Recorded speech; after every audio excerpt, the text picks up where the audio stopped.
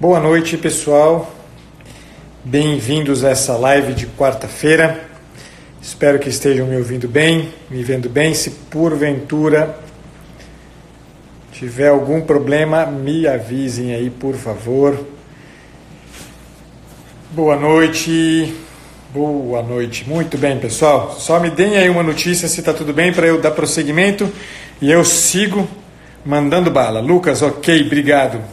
Espero que esse ok signifique que está tudo bem.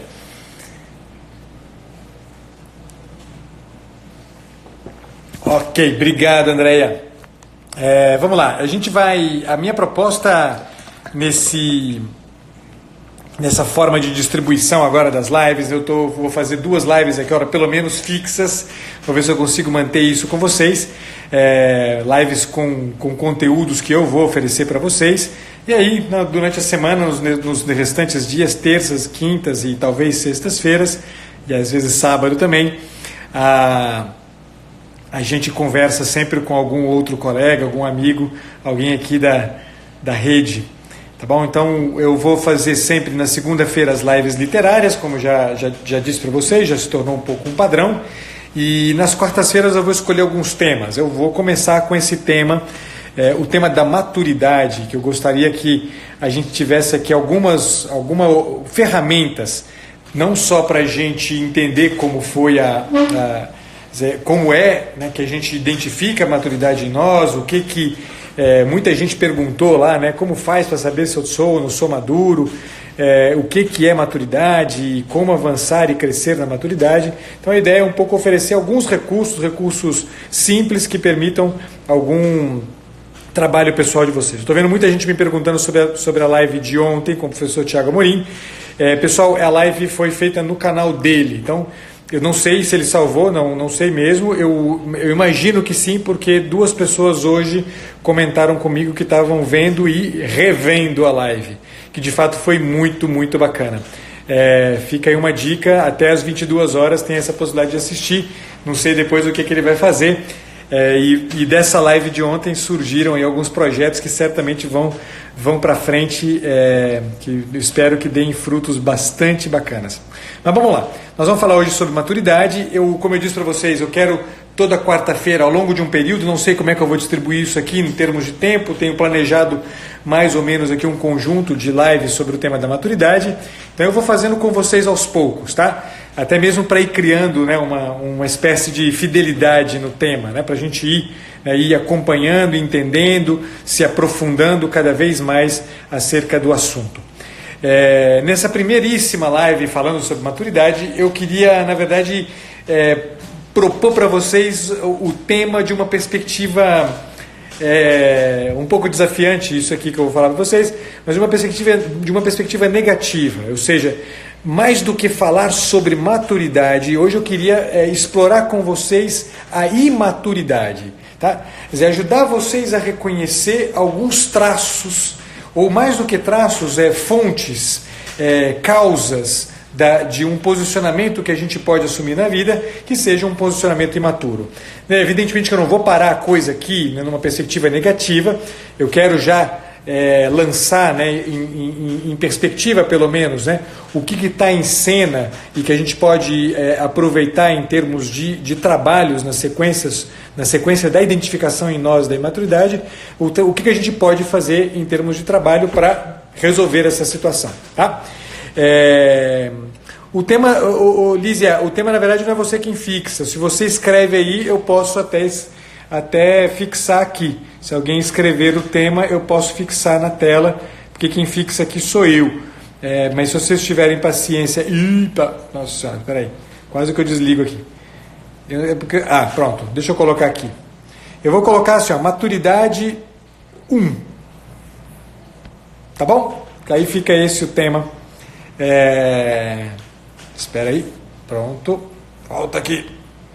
Fixar comentário, tá bom? Então o tema hoje é esse, maturidade 1, vou chamar de maturidade 1 porque nós vamos fazendo aqui uma sequência hoje, né, como a Cássia acabou de falar, eu vou tratar exclusivamente da imaturidade, tá? Evidentemente que a gente vai fazendo paralelos aqui com a maturidade, né? Não vai ficar uma coisa só em negativo, tá?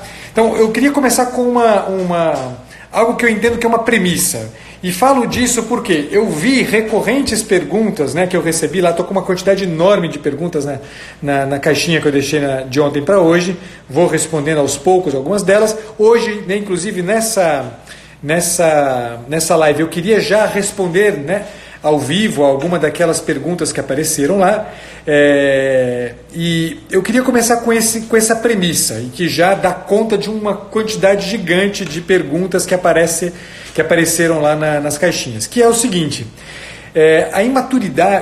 a maturidade, né, vamos falar disso, que acho que é o mais importante, neste caso como premissa. A maturidade, ela não tem que ver com alguma coisa que eu adquiro, ou a que eu chegue naturalmente, por conta do tempo que passa.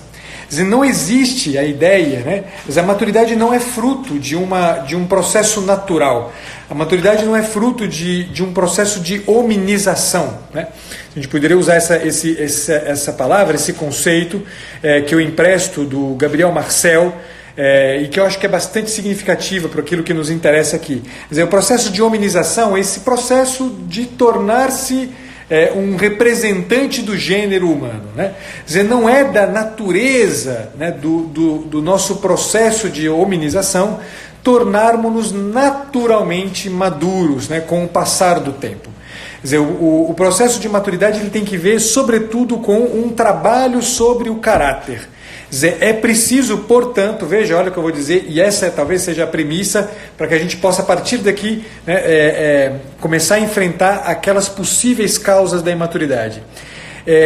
O que está em jogo nesse trabalho sobre o caráter impõe-nos, portanto, algo fundamental, que é autoconsciência.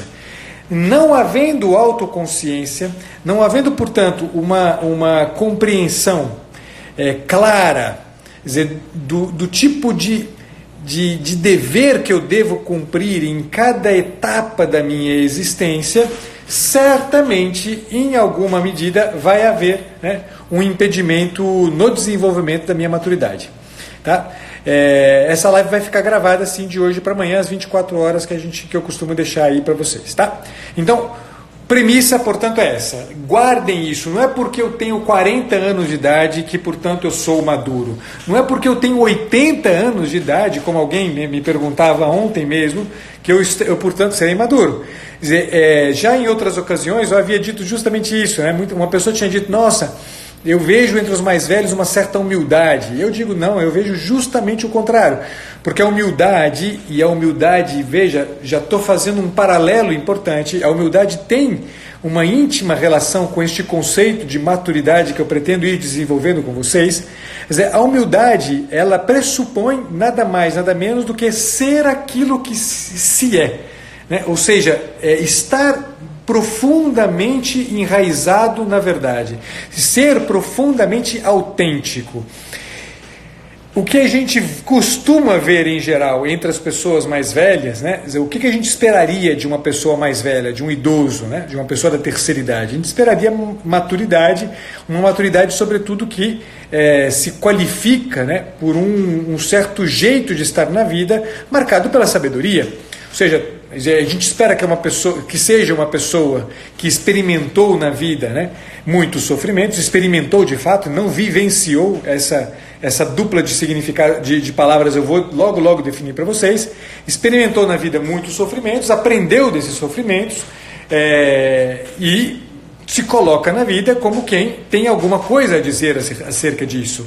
E, sobretudo, não é alguém que está ali se queixando da vida, se queixando das situações que viveu, ou até mesmo querendo parecer ser aquilo que não é. Mas a gente vê entre os mais velhos hoje em dia uma tentativa infrutífera e que beira o ridículo, né, de parecer ser aquilo que não se é, né? Não, eu sou jovem, né? Eu sou jovem. Não se é jovem. Depois dos 80 anos não se é jovem mais.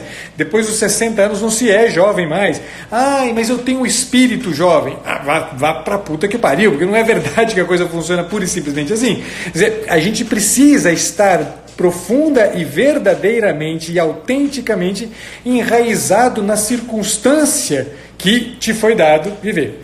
Então, guardemos bem isso, que essa é uma premissa fundamental para que a gente possa justamente avançar nas semanas aí, quando a gente for tratar mais aprofundadamente do tema da maturidade. Então a premissa é essa: maturidade não tem que ver com um momento etário da minha vida. Cheguei na idade X, portanto sou obviamente, naturalmente maduro. Não é assim, tá?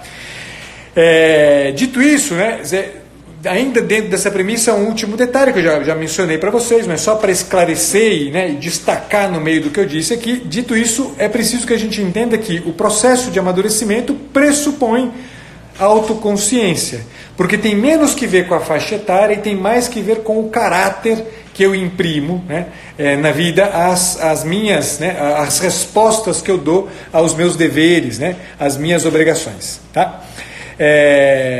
Então, vamos avançar agora, e aí eu queria justamente contar para vocês, assim, vou dizer para vocês 3, né, possíveis causas da imaturidade.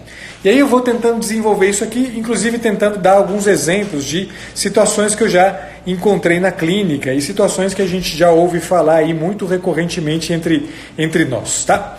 A primeira possível causa, né, da imaturidade tem que ver com algo que a gente poderia chamar de uma espécie de fixação numa idade anterior, né, num momento da minha vida anterior, né? O que, né, pasmem, é a razão mais frequente de imaturidade. Quer dizer, quem aqui acompanha o Dr. Ítalo já há um tempo e já ouviu falar na teoria das 12 camadas da personalidade, já deve ter ouvido, já deve ter até brincado muitas vezes, né, dizer, com a expressão, né, o fulano de tal é 4ª camada, né? O que significa que o fulano de tal é 4ª camada? É exatamente isto aqui. Significa que é uma pessoa que se fixou, né, que ficou paralisada num momento da sua vida que não faz mais sentido, não corresponde à sua faixa etária, digamos assim, né?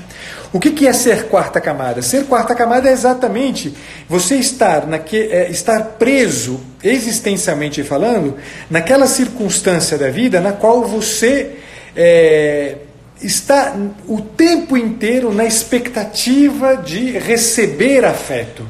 Quer dizer, há um momento no desenvolvimento da nossa personalidade em que isso é necessário. Quer dizer, há um momento no desenvolvimento da nossa personalidade que a gente precisa, justamente para que o contorno da nossa experiência afetiva se feche, ou seja, se consolide, ou seja, que eu tenha uma clareza de que, apesar das constantes variações da vida afetiva, que são variáveis, há a possibilidade de uma estabilidade. Quer dizer, quando a criança experimenta a vida afetiva, ela na verdade ela experimenta a montanha russa que é a vida afetiva, e ela precisa entender que, apesar dessa montanha russa, há um ponto de estabilidade, um ponto de estabilidade afetiva, ou seja, há alguém que benevolamente, apesar de toda a variação da minha vida afetiva, me acolhe o tempo inteiro, independente de eu estar rindo ou chorando.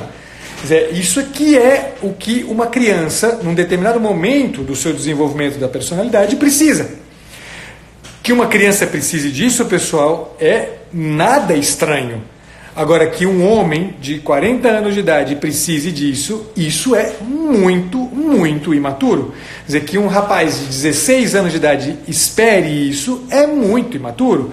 Que uma senhora de 58 anos de idade espere isso é imaturo. Ou seja, que eu, profissional, liberal ou seletista, que estou lá no meu trabalho e que bato o meu cartão, fico o tempo inteiro esperando, ou que os meus colegas me aplaudam, ou que meu chefe venha validar todos os trabalhos e uma expectativa de feedback o tempo inteiro. Quer dizer, isso é sinal de imaturidade. É sinal que eu me paralisei, que eu fiquei fixo, que eu estou na dependência, quer dizer, de um tipo de resposta afetiva que não me cabe mais. Quer dizer, isso que a Fernanda está dizendo. Eu fico na expectativa de um porto seguro emocional. Porto seguro emocional, pessoal, é para uma criança. Uma criança precisa de um porto seguro emocional. Quer dizer, sem esse porto seguro emocional, ela não consegue avançar. E se ela não consegue avançar, ela se fixa, ela paralisa, e aí cresce esse bando de pudim de duas pernas que a gente encontra hoje em dia. Quer dizer, de gente que não tem a capacidade de derramar nem um pingo de afeto. Por quê? Porque não tem a vida afetiva estável e precisa o tempo inteiro dessa estabilidade afetiva. Quer dizer, o tempo inteiro tudo parece que gira em torno dessa pessoa, né? Então, eu tenho um cliente é um senhor já, né, um senhor maduro, que ocupa, né, uma posição, inclusive, importante, né, e ele se queixa o tempo inteiro do fato de que a mãe dele, né, enche o saco dele.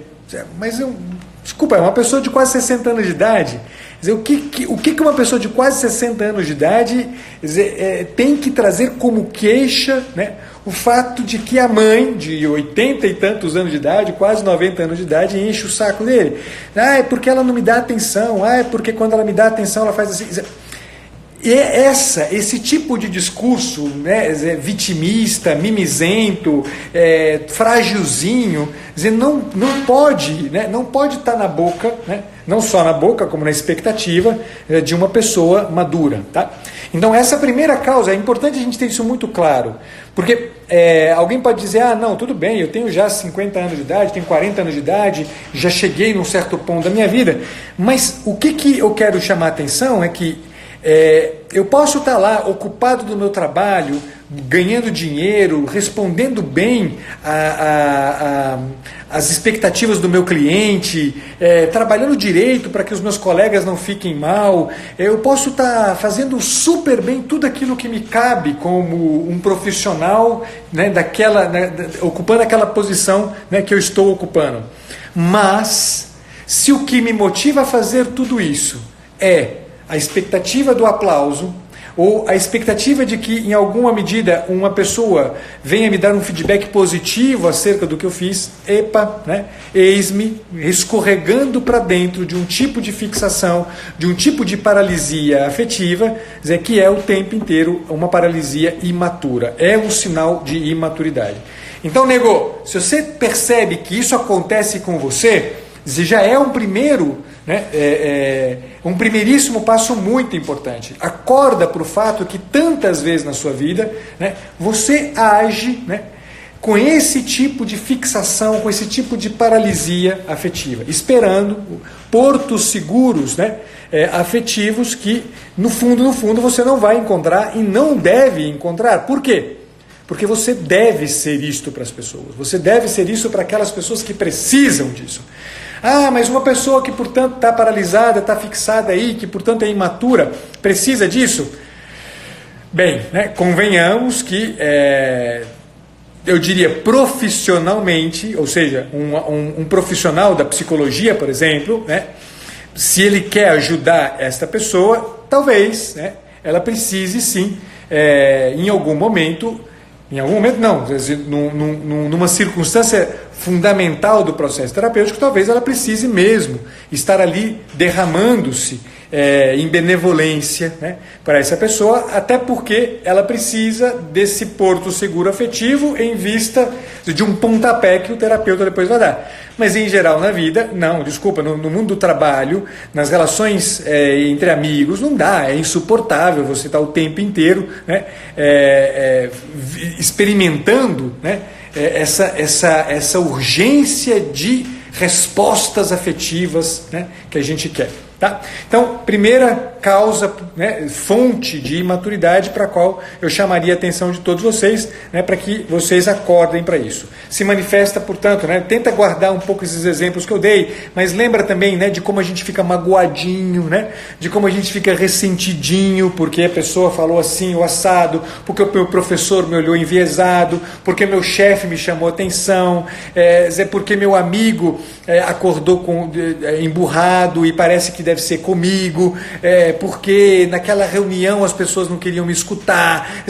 Toda vez que a gente fica magoadinho, ressentidinho, toda vez que a gente fica ali, né, esperando um feedback positivo, que alguém venha me aplaudir, venha passar a mão na minha cabeça e me dizer coitado de você, pessoal, né, sintoma, né, evidentíssimo de alguém que está, né, experimentando algo que a gente poderia já definir, né, sob o título de imaturidade. Tá? Segunda causa, né, possível, segunda fonte, né, de imaturidade, e que essa, no meu entender, é algo que ela é mais dramática. Porque, veja, quando eu falo, por exemplo, isso que eu acabei de falar da primeira causa, né, que nós estamos falando aqui de uma expectativa de porto seguro afetivo, quando eu falo uma coisa como essa, né, se eu me dou conta de que eu sou assim, me surge pelo menos uma vergonha, né? Você, ai meu Deus do céu, né? Putz grila, né? Eu sou quarta camada, né? Me surge uma certa vergonha de me dar conta de que, caramba, eu ajo assim, né? Eu posso agir de um certo jeito imaturo. Beleza. Porém, a segunda causa possível de maturidade, ela é um problema terrível. Porque, em geral, por conta dela, a gente não consegue sentir nem vergonha. Porque é como se faltasse na gente, é como se a gente tivesse de olhos fechados, né? A gente fica impossibilitado de ver. Do que se trata a segunda causa possível? Né, se a primeira era uma paralisia, num momento, numa etapa do desenvolvimento em que eu tenho uma fragilidade afetiva, a segunda causa possível é uma paralisia, uma fixidez, e mais do que tudo é uma espécie de prisão, dizer, numa escala de desenvolvimento cultural e intelectual muito rebaixada. Ou seja, uma pessoa que tem um desenvolvimento intelectual muito rebaixado, dizer, dificilmente vai se dar conta da própria maturidade. Dizer, é dramaticíssimo isso, né? Porque acho que é o Olavo de Carvalho que fala uma coisa que eu acho genial, né? Ele diz, olha, a inteligência é um troço terrível, porque a inteligência é um negócio que quanto mais tiram da gente, menos a gente percebe que estão tirando, né? E é disso que nós estamos falando, né? Quer dizer, quando eu estaciono num degrau intelectual, cultural muito baixo, eu não me dou conta de que eu estou nesse degrau cultural muito baixo. Quer dizer, eu fico ali acreditando que está tudo bem. E aí a gente vai ver isso como manifestação de inúmeras formas diferentes. A gente vai ver isso como as pessoas que uma das demandas que eu venho tentando responder, por exemplo, com as lives literárias, é exatamente a demanda, né? Essa demanda aqui.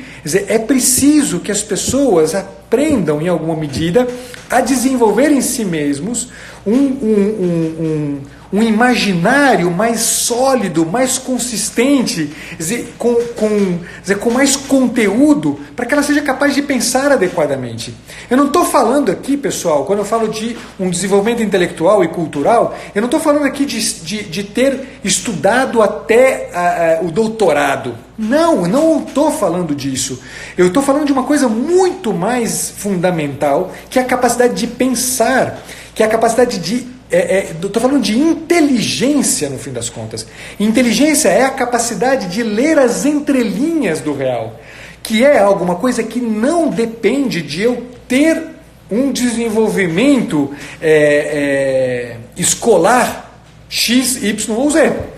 Não tá no horizonte, né, da questão, né, fixação, paralisia intelectual, né, o não ter galgado passos até um doutorado, até uma universidade. Na verdade, eu me lixo, né, para os universitários, né, e os professores universitários, que em geral eu diria que são o exemplo mais claro, né, do sintoma de uma imaturidade, exatamente por conta de uma incapacidade de desenvolvimento intelectual real, verdadeiro. Em geral, eles vivem isso como se fosse uma mera... É uma fantasia de desenvolvimento intelectual. Quer dizer, é uma erudição vazia, né? É uma erudição que é só flatus votis, né? É peido, né? São pessoas que peidam pela boca, né? Quer dizer, porque no fundo, o que está em jogo quando a gente está falando de desenvolvimento intelectual, cultural, né? Para ser mais preciso, acho que essa é uma palavra que talvez se encaixe melhor, né, no horizonte do que eu estou dizendo agora. É uma capacidade de estar, portanto, enraizado dentro de um jeito de viver a vida, um desenvolvimento intelectual tem que ver com isso, enraizado numa forma de ler as circunstâncias, portanto uma certa inteligência. Eu gosto sempre, eu vou contar uma história que normalmente eu gasto um pouco mais de tempo para isso, mas só para um detalhe que para mim é muito interessante, só para vocês saberem do que se trata. Eu conheci, há muitos anos atrás, numa cidadezinha de Minas, chamada Morro Vermelho, uma senhora chamada Dona Lica. Para falar a verdade, eu não sei o nome dela mesmo. Dona Lica era como ela era conhecida. Tá? Dona Lica era uma mulher que tinha 4ª série do primário. Tá? Uma mulher que, para todas as avaliações que se fizessem, é uma mulher com um grau de desenvolvimento intelectual, se fosse mensurar, né, segundo as normas, por exemplo, do PISA, as normas internacionais de avaliação de inteligência, ou uma prova da FUVEST, ela certamente se daria muito mal, ela certamente estaria nos piores lugares, né? No entanto, Dona Lica tinha uma inteligência absurda, uma inteligência profundíssima da realidade. Quer dizer, era uma mulher que se relacionava com a realidade, essa era uma marca, né, de Dona Lica. Ela se relacionava com a realidade buscando o tempo inteiro entender qual o sentido daquele dado da realidade que entrou diante dos olhos dela, com o qual ela se relaciona. Quer dizer, a impressão que a gente tinha, quem conheceu a Dona Lica, né, a impressão que a gente tinha de Dona Lica era de uma mulher que estava o tempo inteiro com uma incógnita. Por quê?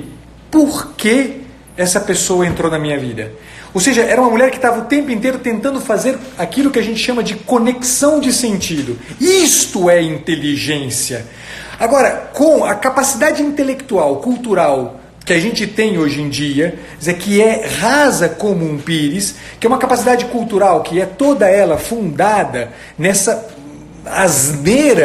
asneiras que a gente entende como sendo cultura, que é essas bobagens dessas músicas ridículas, absolutamente sem nenhum pé na realidade cultural do povo brasileiro, que são essas expressões supostamente culturais, que são definidas por nichos, guetos de minorias. Isso não é cultura, pessoal. Isso não é cultura, isso não oferece para a gente nenhum elemento de leitura do real, senão, pelo contrário, oferece para a gente um elemento de redução, de encaixe do real dentro dos limites das nossas ideologias.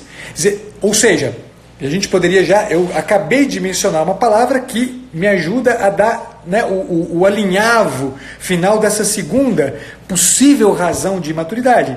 É um jeito de se relacionar com a vida marcado pela ideologia. Ou seja, eu não leio a vida quando eu sou alguém que está envolvido com a realidade pela ideologia, eu não consigo ler. Na verdade, eu fico cego, eu fico surdo, eu fico incapaz, eu fico vítima o tempo inteiro de uma incapacidade de pensamento. Porque ou eu encaixo tudo no meu padrão pequenininho de compreensão, e tudo aquilo que escapa desse padrão pequenininho de compreensão eu nego, né? Ou eu faço o que normalmente todo mundo que está aqui, que já passou pela universidade, deve ter contemplado assim, de forma suficiente, né? Que é esse jeito de estar de olhar para a realidade, que é negando a realidade propriamente dita, né? Negando aquilo que a realidade é. A realidade só é aquilo que eu leio da realidade, né? Então, essa segunda razão é a mais dramática de todas, porque em geral, quando eu estou imaturo por conta dela, eu não me dou conta da minha imaturidade. Isso é terrível, porque a gente vai dizer que na verdade a gente lê o mundo com a régua pequena que a gente tem, e a gente começa, portanto, definir todo mundo errado. Quer dizer, todo mundo que tem uma régua um pouquinho maior e diferente da minha, não, ele está errado na verdade. Esse cara está errado, né? Esse cara não pode fazer isso, né? Quer dizer, todo mundo que está aqui, quer dizer, que minimamente tem, né, uma capacidade cultural, né, quer dizer, que tem um imaginário um pouco mais amplo, que já experimentou, né, quer dizer, topar com um desses acadêmicos universitários, com, né, já deve ter se dado conta de como é uma tragédia, né? Você tentar entabular um diálogo, né, por civilizado que seja, né? Quer dizer, não avança, né? Não avança, a coisa fica, né, engastada ali naquele padrão todo duro, enrijecido de pensamento. Quer dizer, eu teria aqui também uma centena de milhares de exemplos sobre isso, mas eu acho que o exemplo de Dona Lica ajuda bem em positivo a entender o que eu estou querendo chamar aqui de um desenvolvimento intelectual, que não quer dizer, portanto, né, ter lido Aristóteles, ter lido Russell, ter feito doutorado, MBA ou escambau. Quer dizer uma outra coisa, quer dizer estar enraizado num jeito de ler a realidade com a amplitude, vejam bem, com uma amplitude de inteligência, né? Quer dizer, inteligência é intus legere, né? É a capacidade de ler nas entrelinhas com, né, uma sensibilidade diferente, tá bom? Ok, né? Eu só vi que tinha uma pergunta aqui, mas não é uma pergunta, é só uma observação. Ok? Exatamente, essa ideia de qualizar um, né? A gente acaba avaliando tudo por essa perspectiva, né? Por esse viés, né? E é evidente, para quem já viu as Qualis A1 que a gente tem por aí hoje em dia, as revistas Qualis A1, a gente vai ver, né, a quase totalidade das nossas revistas, né, as nossas revistas científicas, né, ditas científicas, são panfletos, né? Quer dizer, sobretudo na área de humanas, né, nas áreas de humanas, a quase totalidade, eu posso dizer assim com muita convicção, que a quase totalidade das revistas científicas avaliadas como Qualis A1, né, elas são grandes panfletos, né, panfletos com um valor micho, né, para dizer o mínimo. Terceira e última causa possível, né, de imaturidade. Essa é uma daquelas, né, que enfim, né, vou dizer, a segunda é a mais dramática de todas, mas essa terceira é uma coisa que também tem um pouco desse caráter de dificuldade de identificação, que na verdade é o quê? Tem que ver com um certo jeito da gente estar na vida, que pode ser definido por uma espécie de reatividade, né? Quer dizer, eu vou dar um exemplo, né? Porque o que acontece, o que é uma pessoa, eu vou adiantar temas que a gente vai tratar aí nas próximas lives, né? Quer dizer, o que a gente poderia dizer, em linhas muito gerais e grosseiramente falando, que é próprio de uma pessoa madura? Se a gente pensar ao contrário, cada uma das duas, né, causas que eu acabei de mencionar, a gente vai tendo características do que é uma pessoa madura. Uma pessoa madura, portanto, se a gente pensa na primeira causa, é uma pessoa que está na realidade, está na vida, dentro quer dizer, você olha para ela, tem uma coincidência entre a faixa etária que ela tem e, quer dizer, um certo caráter, né, de pessoa. Ela não está fixada lá atrás com expectativas de resolução afetiva que não caberiam, né, naquela faixa etária na qual ela se encontra. Ponto 2, uma pessoa madura é uma pessoa que, portanto, tem uma inteligência do real, né? É uma pessoa que tem uma cultura, uma inteligência do real, porque tem um imaginário rico, né, marcado por uma cultura, marcado por né, uma cultura ampla, né? Não necessariamente uma cultura erudita, como erudição flatus votis, pura e simplesmente, né? E a terceira, eu vou começar, né, definindo uma possível característica para depois dizer, né, da causa da imaturidade. A terceira característica que a gente poderia dar para a pessoa madura é justamente o quê? Trata-se de uma pessoa que, ao invés de reagir, ela age. Ao invés de pura e simplesmente responder às provocações do real como se fosse um reflexo, né? Sabe essa coisa de reflexo patelar mesmo, você bate no joelho e a perna, né, se levanta, né? Quer dizer, uma pessoa madura é uma pessoa que não reage, né, não age na vida como se estivesse mera e simplesmente, né, respondendo a uma provocação, né, na patela e que faz a perna se mexer, né? Ou seja, o que é uma terceira fonte possível de imaturidade?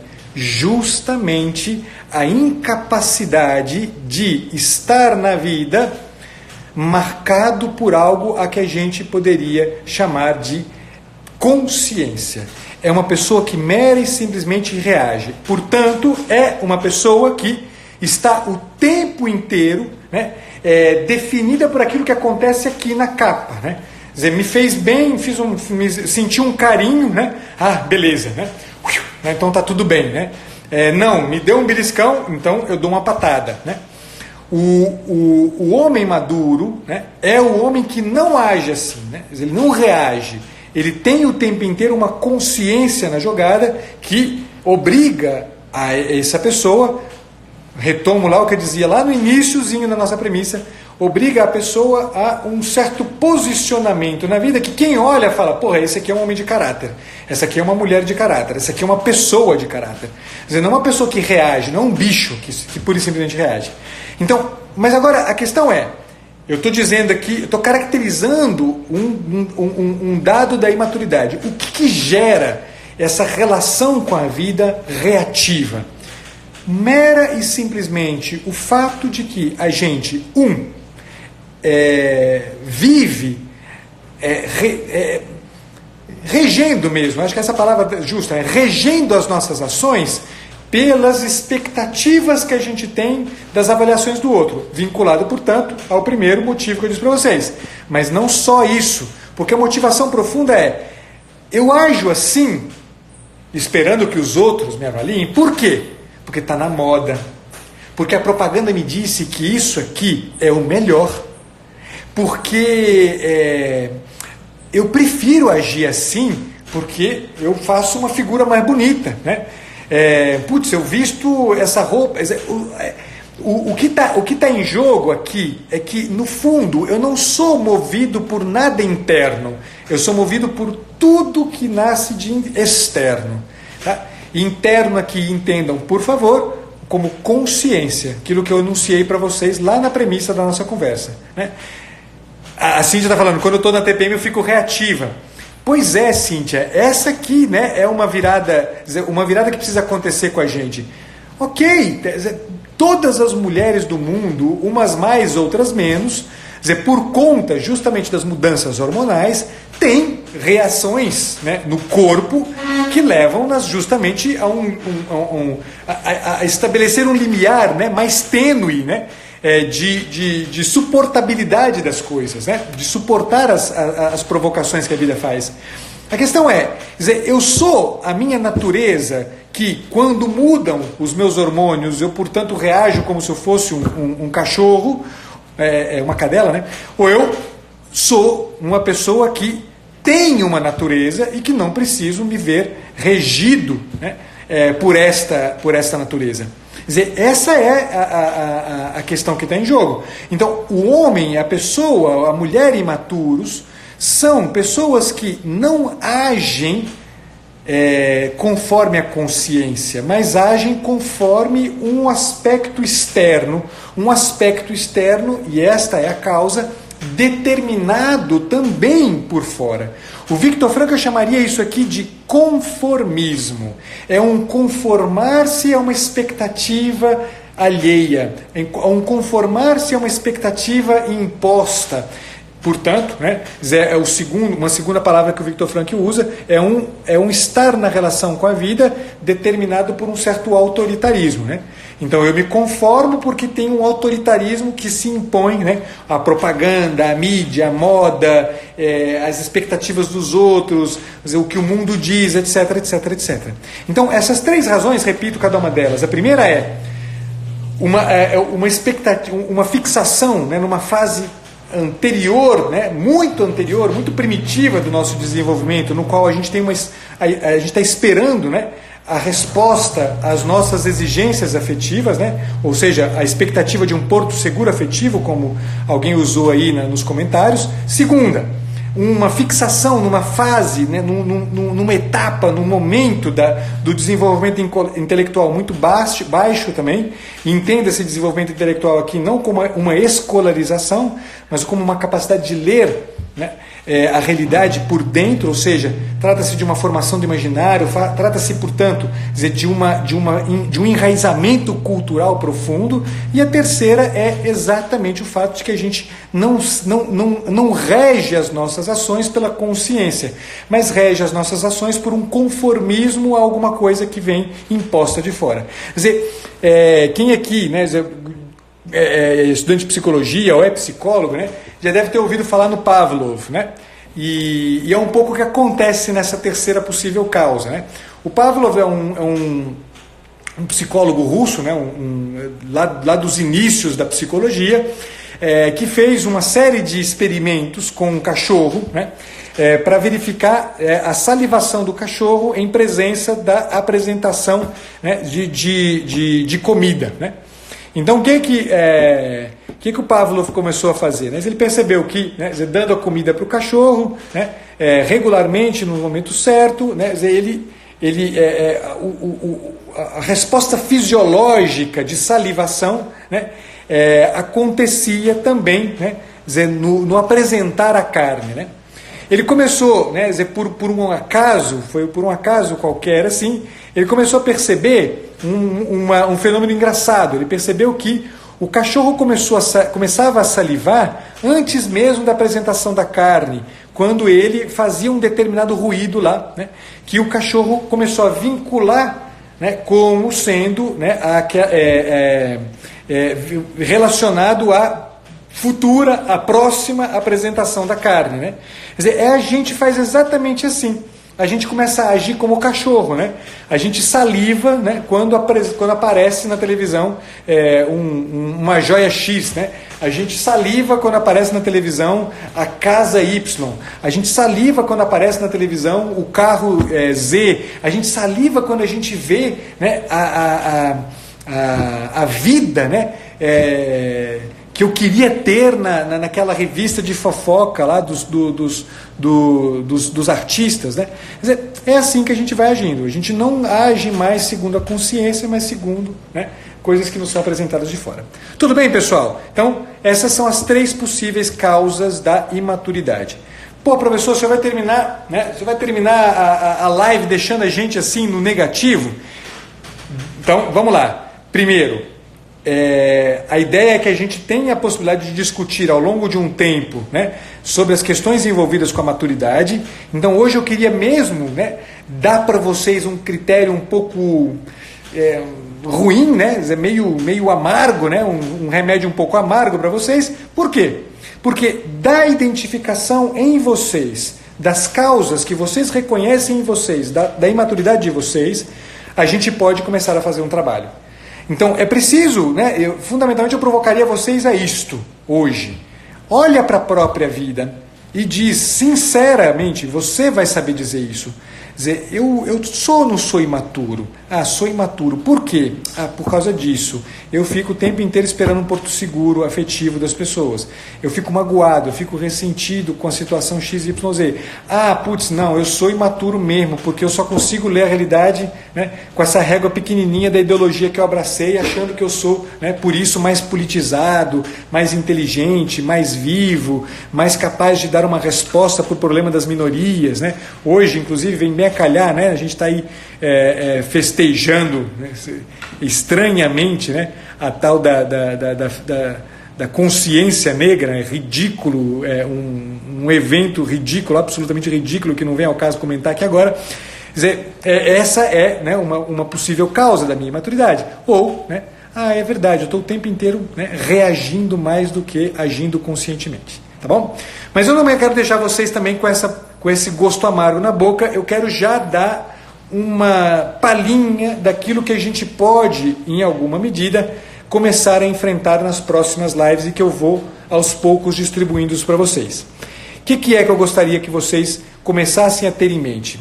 Vejam, do reconhecimento em si da imaturidade, precisa surgir algo que tem as características daquilo que lá na época do desafio dos relacionamentos humanos eu cheguei a tratar com vocês.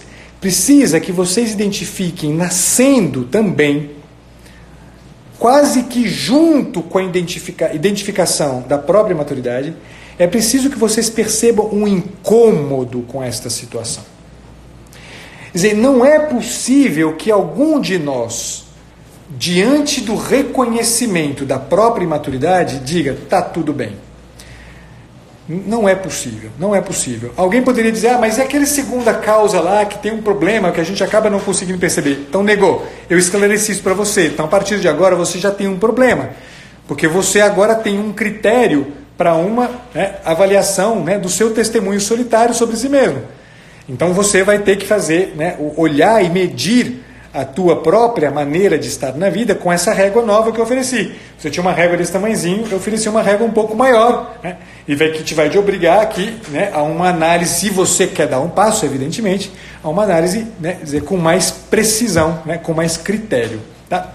Então, observe em você que na sequência quase que imediata do reconhecimento da própria imaturidade, nasce um incômodo. Eu não quero continuar assim.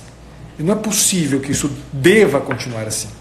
E aí, a terceira e última coisa deste passo aqui, deste passo finalzinho, é que reconheci a minha imaturidade, percebo o incômodo, e aí tem que disso aqui, o terceiro movimento importante, e eu já quero deixar isso na mão de vocês, pera lá, mas por que incomoda, cacete? Por que me incomoda ser imaturo? Você tem que ter a clareza de dizer para você com todas as letras: por que me incomoda ser imaturo?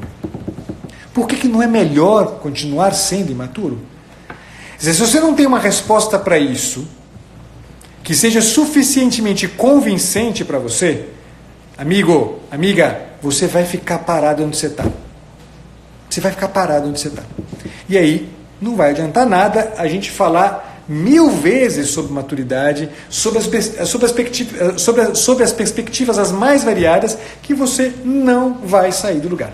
Você só vai sair do lugar quando você reconhecer que incomoda, e que só incomoda porque você carrega no núcleo da tua humanidade uma urgência de que a vida tenha sentido, uma sede de sentido, uma sede de transcendência. Estas duas expressões, sede de sentido, sede de transcendência, é alguma coisa que eu gostaria muito que a gente começasse a trabalhar, descobrir em si mesmo, começar a perceber como consciência na vida, nas circunstâncias todas que a vida traz. Então, ao invés de você ficar reclamando, né, das tuas mágoas e ressentimentos amanhã, ou daqui a pouco, terminada a live, começa a perceber que, putz, isso incomoda. Incomoda o outro, mas me incomoda também. Me incomoda por quê? Porque eu não fui feito para isso. Eu preciso que a minha vida tenha sentido e não que ela tenha afeto. Eu não preciso que a minha vida tenha afeto. Eu preciso que a minha vida tenha sentido. O afeto é um troço que é passageiro, o sentido permanece. O sentido tem o rosto do amor, o sentido tem o rosto do belo, o sentido tem o rosto da bondade, o sentido tem o rosto da verdade, mas o sentido não tem o rosto do afeto, o sentido não tem o rosto do feedback positivo, o sentido não tem o rosto da ideologia, o sentido não tem o rosto dos meus gostos e preferências. O sentido tem o rosto da beleza, do bem, do amor, da verdade, da liberdade. Tudo com letra maiúscula. A gente precisa descobrir isso se a gente quiser, em alguma medida, dar um passo de maturidade. Se a gente não descobrir isso, a gente não vai sair da merda da imaturidade em que a gente se meteu. Não vai sair. E não se engane, eu não sou imaturo porque minha mãe isso. Eu não sou imaturo porque a sociedade é aquilo. Eu não sou imaturo por causa do autoritarismo XYZ. Eu sou imaturo porque eu quero permanecer na merda da minha imaturidade. Guardem isso. Eu sou imaturo porque eu quero. Não existe absolutamente nenhuma determinação. Em meio a essas causalidades a que eu me referi na live de hoje, não existe nada que seja absolutamente determinante. Nada, absolutamente nada. Ok? Então o passo precisa ser dado e é um passo de consciência, uma consciência que tem essas características que eu disse agora para vocês no final. Beleza? Povo, eu vi aí que alguém perguntou se amanhã tem live. A princípio, salvo engano, não. Eu vou tentar organizar alguma coisa com a Camila Menezes, Um Sentido para a Vida, mas a princípio não. Tá? Eu vou viajar nesse final de semana, eu estou indo para o Rio de Janeiro. Então, provavelmente a coisa vai ficar um pouco atrapalhada aqui, eu não vou conseguir fazer lives. Mas na semana que vem, mantemos essa sequência aqui. Segunda-feira, live literária. Quarta-feira, live, por enquanto, sobre maturidade, mas sempre com temas que ajudam vocês aí a crescer e a se desenvolver. Eu queria primeiro, né, discutir com vocês como crescer em maturidade. Beleza? Povo, brigadíssimo mais uma vez pela companhia de todos vocês aqui, contentíssimo com todos, cumprimentei alguns, cumprimento aos demais, vi minha mãe aqui, oi mãe, tudo bem? Outros tantos que eu sei que estão aí, muito feliz com a presença de todos vocês. Karine, tudo bem? Fico feliz que você está aí. Vou deixar salvo assim, Karine, pode ficar tranquila, 24 horas vai ficar disponível para vocês.